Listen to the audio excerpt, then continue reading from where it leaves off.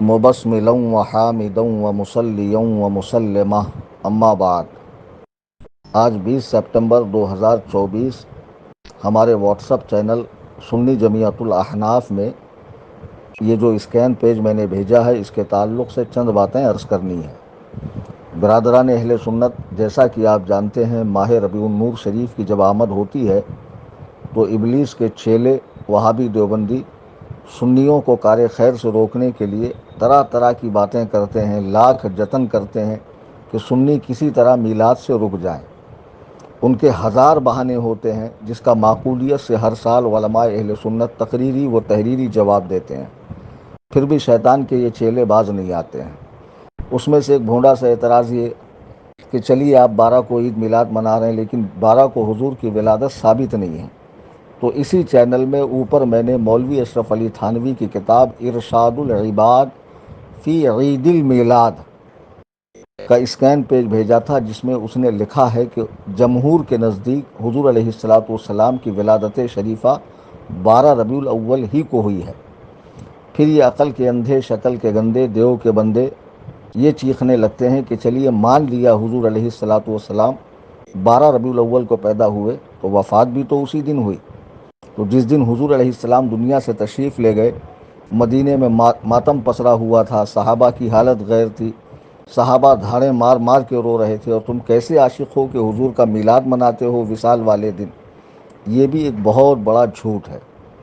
اور اس جھوٹ کو ہم نے نہیں، خود دیوبندیوں کے حکیم الامت مجدد الملت مولوی اشرف علی تھانوی نے بے نقاب کیا ہے۔ جی ہاں، دیوبندی جماعت میں ایک بہت بڑا نام اکابر دیوبند میں جس کا بہت اونچا مقام ہے، یعنی مولوی اشرف علی تھانوی، جو کئی کتابوں کا مصنف ہے، اور یہ اسکین پیج جو آپ کو اسکرین پہ نظر آ رہا ہے، اس کتاب کا نام ہے نشر الطیب فی ذکر النبی الحبیب صلی اللہ علیہ وسلم۔ مصنف کا نام لکھا ہے حکیم الامہ حضرت مولانا اشرف علی تھانوی رحمۃ اللہ علیہ۔ ولادت ہجری 1280، وفات ہجری 1362۔ اس کتاب کے صفحہ نمبر 215 پر مولوی اشرف علی تھانوی لکھتا ہے حضور کی وفات کے حوالے سے، اور وفات آپ کی شروع ربیع الاول سن 10 ہجرت روز دوشنبہ کو قبل زوال یا بعد زوال آفتاب ہوئی، یعنی دن تو دوشنبہ کا تھا اور مہینہ بھی ربیع الاول کا تھا، لیکن وہ شروع کی تاریخ تھی۔ تو یہاں اس نے انڈر بریکٹ بین القوسین ایک مار کر نیچے حاشیے میں لکھا ہے۔ حاشیے میں کیا لکھا تھانوی نے؟ اور تاریخ کی تحقیق نہیں ہوئی، اور 12ویں جو مشہور ہے وہ حساب درست نہیں ہوتا، کیونکہ اس سال ذی الحجہ کو 9ویں جمعہ کی تھی، یعنی حضور علیہ السلام نے وصال سے پہلے جو حج فرمایا تو وہ حج جو ہوا تھا وہ جمعہ کا دن تھا اور ذی الحجہ کی 9 تاریخ تھی۔ تو یہ لکھتا ہے، اور یوم وفات دوشنبہ ثابت ہے، یعنی سرکار کا دنیا سے تشریف لے جانا جس دن میں ہوا وہ دن دوشنبہ کا تھا، اور جو حج کی تاریخ تھی 9 تاریخ وہ جمعہ کی تھی۔ تو تھانوی لکھتا پس جمعہ کو ذی الحجہ 9 ہو کر 12 ربیع الاول دوشنبہ کو کسی طرح نہیں ہو سکتی۔ اگر یوم عرفہ کا دن 9ویں ذی الحجہ ہے تو پھر اس کے بعد جو پیر آئے گا وہ 12 تاریخ کو نہیں آ سکتا ربیع الاول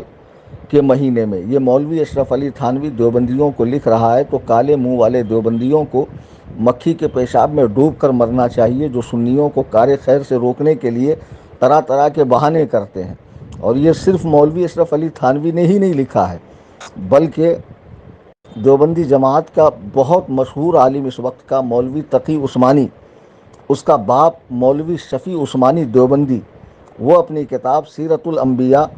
جلد 1 صفحہ 119 میں لکھتا ہے کہ وفات کسی طرح بھی 12 ربیع الاول کو نہیں بنتی۔ جی ہاں، اور بھی بہت سے قدیم مورخین نے لکھا ہے، لیکن ہم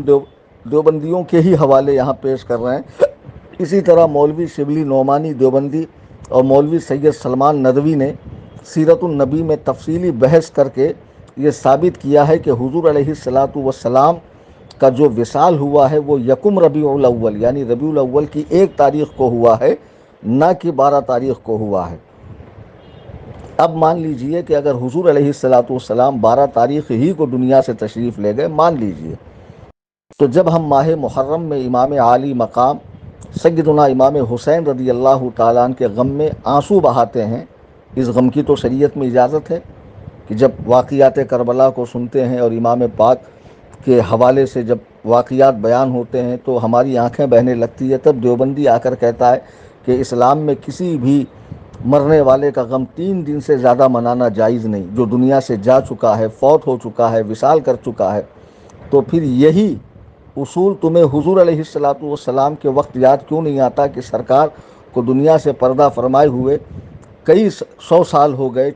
14 صدیاں گزر گئی، 15ویں صدی ہے، تو اب کس بات کا ہم غم کریں؟ لیکن یہاں پر یہ مکاری کرتے ہیں،